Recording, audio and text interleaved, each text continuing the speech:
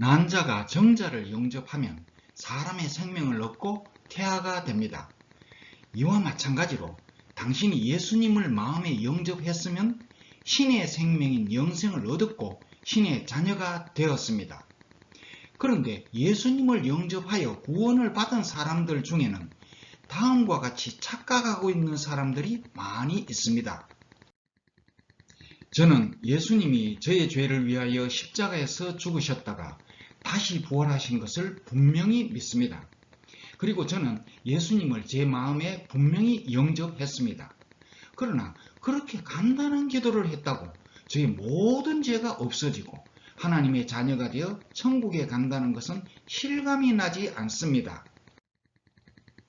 하나님이 나의 작은 기도 소리를 진짜 들었을까요? 예수님의 영이 내 마음속에 진짜 들어오셨을까요? 제가 기도한 것은 마치 허공에다 혼자서 중얼거린 것처럼 느껴집니다. 그렇게 간단하게 기도를 했다고 예수님의 영이 제 마음에 들어오셨다는 것은 착각이라고 생각합니다. 어떤 사람은 자기가 구원을 받았다고 확신하고 기뻐하는데 내게는 구원의 확신도 없고 기쁨도 전혀 없습니다. 자기가 구원을 받았다고 자신만만하게 말하는 사람들을 보면 역겨운 위선자라고 생각합니다. 자기가 천국에 간다고 함부로 자신만만하게 우쭐거리다가 이 세상을 떠날 때 혹시라도 지옥에 가면 어쩌지요? 그래서 구원을 받았다고 확신한다는 것은 착각입니다.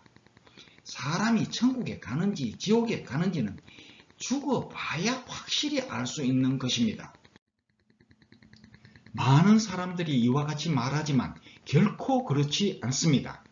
천국에 가는지 지옥에 가는지는 죽어봐야 알 수 있다는 것이 진짜 착각입니다. 당신이 구원을 받았는지 받지 못했는지를 지금 당장 알 수 있습니다. 몇 가지 예화를 통하여 구원과 구원의 확신에 대하여 설명할 때 만일 당신이 아직 구원을 받지 못했다면 오늘 예수님을 영접하고 구원을 받기 바랍니다. 그리고 만일 당신이 예수님을 영접했으나 구원의 확신이 없다면 오늘 구원의 확신을 얻기 바랍니다. 출애굽기 12장은 유월절에 관한 내용입니다. 하나님은 어린 양을 잡아서 문설주와 임방에 양의 피를 바르라고 하셨습니다. 그날 밤에 피를 바른 집은 하나님이 그냥 지나가고 피를 바르지 않은 집에는 재앙을 내리겠다고 하셨습니다. 출애굽기 12장에는 이렇게 기록되어 있습니다. 출애굽기 12장 7절 그 피를 양을 먹을 집 좌우 문설주와 임방에 바르고 출애굽기 12장 13절 내가 피를 볼 때에 너희를 넘어가리니 재앙이 너희에게 내려 멸하지 아니하리라. 예를 들면 A라는 사람과 B라는 사람이 있다고 상상해 봅시다. A라는 사람은 하나님이 말씀하신 대로 문설주와 임방에 양의 피를 발랐습니다. 이제 하나님의 말씀대로 했으니 안전하다고 생각하고서 평안하게 식사를 합니다. 멀리서 사람이 죽었다고 통곡하는 소리가 들려오지만 자기는 하나님의 말씀대로 피를 발랐으니 안전하다고 생각합니다. 그리고 내일이면 노예 생활에서 해방되어 애굽을 떠날 것을 기대하면서 희망에 부풀어 있습니다. 그런데 B라는 사람도 하나님의 말씀대로 문설주와 임방에 양의 피를 바르고 집안에 들어와 있지만 불안합니다. 비록 하나님의 말씀대로 했지만 겨우 양의 피를 발랐다고 해서 구원을 받을 수 있을까? 라는 생각에 마음 놓고 식사를 할 수도 없습니다. 멀리서 사람이 죽어서 통곡하는 소리도 들립니다. 너무나 불안해서 마음을 놓을 수가 없습니다. 그런데 이웃에 사는 A라는 사람은 조금도 걱정하지 않고 콧노래를 부르는 것을 보면 도저히 이해할 수가 없습니다. 내일 아침이 되어야 안심할 수 있을 것입니다. A와 B 두 사람은 똑같이 문설주와 임방에 양의 피를 발랐지만 한 사람은 마음이 평안하고 한 사람은 불안에 떨고 있습니다. 당신은 A와 B 두 사람 중에 누가 더 안전하다고 생각하십니까? 정답은 두 사람 다 똑같이 안전합니다. 왜냐하면 두 사람 다 문설주와 임방에 양의 피를 발랐기 때문입니다. 그런데 B라는 사람의 마음은 왜 불안할까요? 그는 출애굽기 12장 7절 문설주와 임방에 양의 피를 바르라는 말씀을 믿고 순종하여 문설주와 임방에 양의 피를 발랐으나 출애굽기 12장 13절 내가 너희를 멸하지 아니하리라 라는 말씀을 믿지 않았기 때문입니다. 이제 좀 더 자세히 설명하겠습니다. 출애굽기 12장의 말씀에는 두 단계가 있습니다. 문설주와 임방에 양의 피를 바르라는 첫째 말씀은 구원을 얻기 위한 말씀이고 내가 너희를 멸하지 아니하리라는 둘째 말씀은 구원의 확신을 위한 말씀입니다. 첫째 말씀의 목적과 둘째 말씀의 목적은 완전히 다릅니다.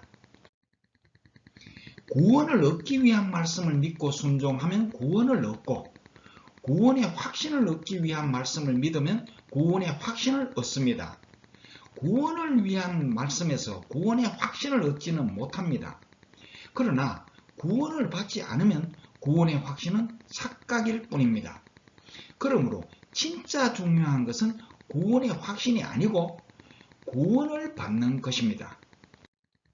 구원을 받기 위해서는 문설주와 임방에 양의 피를 바르라는 첫째 말씀을 믿고 순종해야 합니다. 이 말씀을 믿고 순종하여 양의 피를 바르면 구원을 받습니다. 그러나 구원의 확신이 생기지는 않습니다. 구원의 확신을 얻기 위해서는 너희를 멸하지 아니하리라는 둘째 말씀을 믿어야 합니다.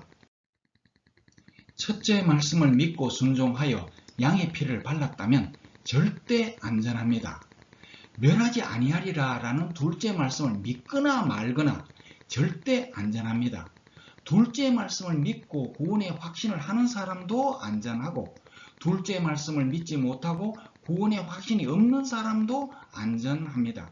왜냐하면 구원을 위한 첫째 말씀을 믿고 순종하여 양의 피를 발랐기 때문에 구원을 받고 안전합니다. 단지 멸하지 아니하리라 라는 둘째 말씀을 믿는 사람은 구원의 확신을 얻고 내일 해방될 것을 생각하면서 행복에 들떠 있지만 그 말씀을 믿지 못하는 사람은 구원의 확신이 없어서 내일 아침까지 불안에 떨고 있을 것입니다.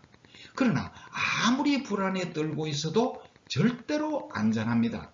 왜냐하면 구원을 위한 첫째 말씀을 믿고 순종하여 양의 피를 발랐기 때문입니다. 다시 말하면 첫째 말씀을 믿고 순종했지만 둘째 말씀을 믿지 못하면 구원을 받지만 구원의 확신이 없어서 불안합니다. 문설주와 임방에 양의 피를 바르라는 구원을 위한 말씀을 믿고 순종하여 문설주와 임방에 양의 피를 발랐다면 내가 너희를 멸하지 아니하리라고 하신 구원의 확신을 위한 말씀도 믿는 사람이 되기를 바랍니다. 다른 예를 들겠습니다. 어떤 부모님이 멀리 떨어져 있는 아들에게 전화를 해서 은행 계좌를 알려주면 돈을 보내주겠다고 했습니다. 아들은 부모님에게 은행 계좌를 알려주었습니다. 그 부모님은 아들 통장으로 돈을 보내고 아들에게 돈을 보냈다고 전화를 했습니다. 그래서 아들은 내일 은행에 가서 부모님이 보내주신 돈을 찾아서 무엇을 살까 라고 생각하며 행복한 고민에 빠질 수 있습니다. 이 아들은 돈을 보냈다는 부모님의 말씀을 믿는 사람입니다. 그러나 어떤 아들은 부모님이 돈을 보냈다고 말씀하셨지만 돈을 보냈는지 안 보냈는지를 어떻게 알 수 있나? 내가 내일 은행에 가서 돈을 찾아서 현금을 내 손에 쥐어봐야 알 수 있지 라고 생각한다면 그는 돈을 보냈다는 부모님의 말씀을 믿지 않는 사람입니다. 이제 좀 더 자세히 설명하겠습니다. 부모님의 말씀에도 두 단계가 있습니다. 돈을 보낼 테니 은행 계좌를 알려달라는 첫째 말씀은 부모님이 돈을 보내기 위한 말씀입니다. 그리고 돈을 보냈다는 둘째 말씀은 돈을 사용하라는 말씀입니다. 또다시 강조하지만 첫째 말씀의 목적과 둘째 말씀의 목적은 전혀 다르다는 것을 절대 잊지 마시기 바랍니다. 돈을 받기 위해서는 은행 계좌를 알려달라는 첫째 말씀을 믿고 순종해야 합니다. 이 말씀을 믿고 순종하여 은행 계좌를 알려주면 은행 계좌에 돈이 들어옵니다. 그러나 통장에 입금되었다는 것을 믿을 수는 없습니다. 통장에 입금되었다는 것을 믿으려면 돈을 보냈다는 둘째 말씀을 믿어야 합니다. 첫째 말씀을 믿고 순종하여 은행 계좌를 알려주었다면 분명히 돈은 계좌에 들어왔습니다. 돈을 보냈다는 둘째 말씀을 믿거나 말거나 돈은 계좌에 들어와 있습니다.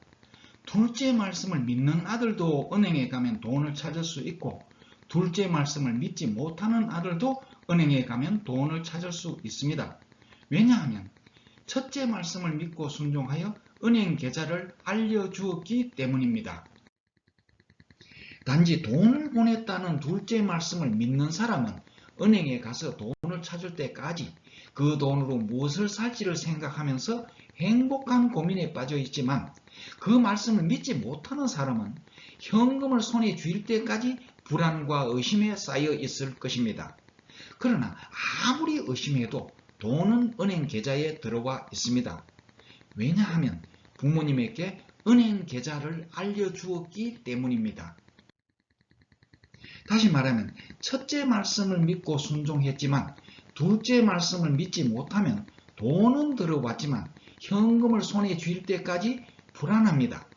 은행 계좌를 알려달라는 부모님의 첫째 말씀을 믿고 순종하여 은행 계좌를 알려주었다면 돈을 보냈다라고 하신 부모님의 둘째 말씀도 믿는 사람이 되기를 바랍니다.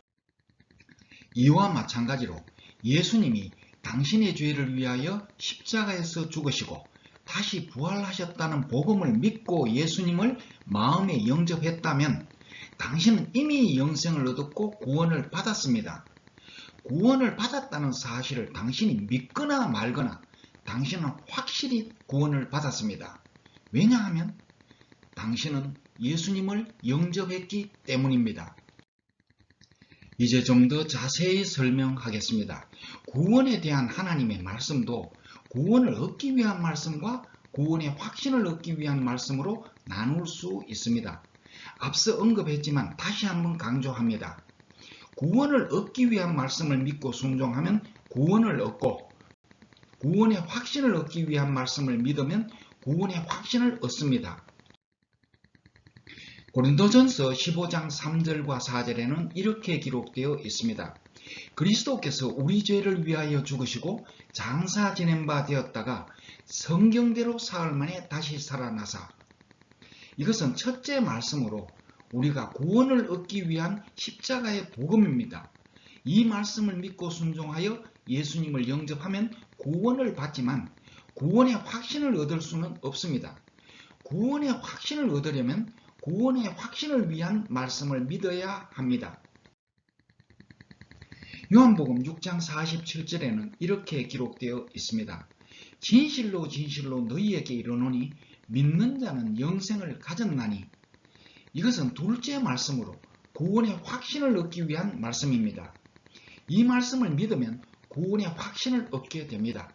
그러나 진짜 중요한 것은 구원의 확신이 아니고 구원을 얻는 것입니다. 당신이 첫째 말씀인 복음을 믿고 순종하여 예수님을 영접했으면 분명히 영생을 얻고 구원을 받았습니다. 둘째 말씀인 구원의 확신을 위한 말씀을 믿거나 말거나 당신은 영생을 얻었고 구원을 받았습니다. 구원을 받았다고 확신하며 기뻐하는 사람도 구원을 받았고 아직 구원을 받지 못했다고 착각하는 사람도 구원을 받았습니다. 왜냐하면 예수님을 영접했기 때문입니다. 단지 구원의 확신을 얻기 위한 말씀인 요한복음 6장 47절을 믿고 구원을 받았다고 확신한 사람은 하나님께 감사하며 찬송을 하고 기뻐하면서 살아가지만 요한복음 6장 47절을 믿지 못하고 구원의 확신이 없는 사람은 죽을 때까지 불안하게 살아야 합니다. 아무리 불안하고 구원을 받지 못했다고 착각해도 구원을 받았습니다. 왜냐하면 당신은 복음을 믿고 예수님을 영접했기 때문입니다. 창세기 12장에서 하나님은 오직 문설주와 임방에 있는 피만 보고 구원하십니다. 사람들이 아무리 의심하면서 불안에 떨고 있어도 문설주와 임방에 피가 있으면 구원하십니다. 그리고 부모님은 은행 계좌만 보고 돈을 보냅니다. 아들이 아무리 의심할지라도 은행 계좌를 알려주기만 하면 돈을 보냅니다. 이와 마찬가지로 하나님은 복음을 믿고 예수님을 영접하기만 하면 영생을 주십니다. 죽어봐야 알 수 있지 라고 하면서 하나님이 영생을 주신 것을 아무리 의심하면서 불안에 떨고 있어도 복음을 믿고 예수님을 영접하는 사람에게는 반드시 영생을 주시고 절대 빼앗지 않습니다. 하나님이 출애굽기 12장 13절에서 내가 너희를 멸하지 아니하리라 라고 말씀하셨음에도 불구하고 재앙을 내리면 하나님이 거짓말한 것이 됩니다. 만일 부모님이 돈을 보냈다 라고 말씀하셨음에도 불구하고 돈이 계좌에 들어오지 않았다면 부모님이 거짓말한 것이 됩니다. 이와 마찬가지로 복음을 믿고 예수님을 영접했음에도 불구하고 하나님의 자녀가 되지 않았다면 요한복음 1장 12절 영접하는 자 곧 그 이름을 믿는 자들에게는 하나님의 자녀가 되는 권세를 주셨으니 라고 하신 하나님의 말씀은 분명히 거짓말입니다. 당신은 하나님이 거짓말을 했다고 생각하십니까? 그리고 당신이 복음을 믿고 예수님을 영접했음에도 불구하고 영생을 얻지 못했다면 요한복음 6장 47절 믿는 자는 영생을 가졌나니 라고 하신 하나님의 말씀은 분명히 거짓말입니다. 당신은 하나님이 거짓말을 했다고 생각하십니까?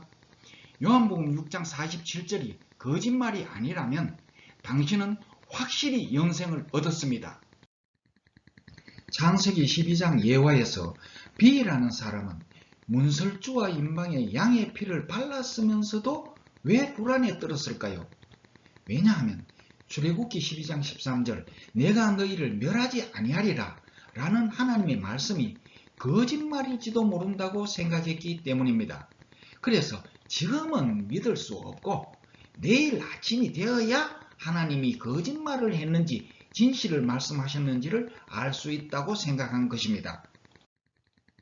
그리고 부모님이 돈을 보내주겠다라고 해서 부모님에게 은행 계좌를 알려드렸으면서도 아들은 왜 의심할까요? 돈을 보냈다라고 하신 부모님의 말씀이 거짓말일지도 모른다고 생각하기 때문입니다. 그래서 지금은 믿을 수 없고 내일 은행에 가서 현금을 손에 쥐어봐야 부모님이 거짓말을 했는지 진실을 말씀하셨는지를 알 수 있다고 생각한 것입니다. 이와 같이 예수님을 영접했으면서도 구원의 확신이 없는 사람은 요한복음 1장 12절과 요한복음 6장 47절 말씀이 거짓말일지도 모른다고 의심하는 사람입니다. 요한복음 1장 12절과 요한복음 6장 47절을 지금은 믿을 수 없고 죽어봐야 하나님이 거짓말을 했는지 진실을 말씀하셨는지를 알 수 있다고 생각한 것입니다. 당신은 하나님이 거짓말했다고 생각하십니까? 예수님이 요한복음 6장 47절 믿는 자는 영생을 가졌다 라고 말씀하셨음에도 불구하고 죽어봐야 알 수 있다 라고 말하는 사람은 출애굽기 12장 13절에서 하나님이 내가 너희를 멸하지 아니하리라 라고 말씀하셨음에도 불구하고 내일 아침까지 불안에 떨고 있는 사람과 같고 부모님이 돈을 보냈다 라고 말씀하셨음에도 불구하고 현금을 손에 쥘 때까지 믿지 못하는 사람과 같습니다. 그러나 분명한 것은 창세기 12장에서 문설주와 임방에 양의 피를 발랐다면 절대 안전하고 부모님에게 은행 계좌를 알려주었으면 분명히 돈은 은행 계좌에 들어와 있습니다. 이와 마찬가지로 십자가의 복음을 믿고 예수님을 영접했으면 당신은 분명히 영생을 얻었고 구원을 받았습니다. 왜냐하면 하나님은 거짓말쟁이가 아니기 때문입니다. 창세기 12장에서 내가 피를 볼 때 너희를 넘어가리니 라는 말씀을 믿지 못하면 재앙이 끝나는 내일 아침까지 불안하고, 돈을 보냈다라는 부모님의 말씀을 믿지 못하면 은행에 가서 현금을 찾아서 손에 쥘 때까지 불안합니다. 이와 마찬가지로 영생을 가졌다라고 말씀하신 요한복음 6장 47절을 믿지 못하면 영생을 얻었으나 죽을 때까지 당신의 마음은 불안합니다. 하나님은 이런 사람들에게 진실로를 2번이나 언급하시면서 내가 진실로 진실로 너희에게 이르노니 라고 강조하셨습니다. 그리고 믿는 자는 영생을 가졌다는 것을 믿으라고 하셨습니다. 절대 거짓말하지 않는 예수님이 그렇게까지 강조하시면서 영생을 가졌다라고 말씀하시면 믿으시기 바랍니다. 구원을 위한 말씀인 십자가의 복음을 믿고 예수님을 마음의 주인으로 영접했으면 구원의 확신을 위한 말씀인 영생을 가졌다라는 요한복음 6장 47절의 말씀도 믿으시기 바랍니다. 죽어봐야 알 수 있다라는 착각을 버리고 구원의 확신을 위한 하나님의 말씀을 믿어 구원의 확신을 얻고 평안하시기 바랍니다. 하나님은 당신이 평안하기를 원하십니다. 예수님을 영접했으면 하나님의 말씀을 믿고 평안하시기를 바랍니다. 에레미야 29장 11절에는 이렇게 기록되어 있습니다. 나 여호와가 말하노라. 너희를 향한 나의 생각은 내가 아나니 재앙이 아니라 곧 평안이요 너희 장래에 소망을 주려 하는 생각이라. 요한복음 14장 27절에는 이렇게 기록되어 있습니다. 너희는 마음에 근심도 말고 두려워하지도 말라.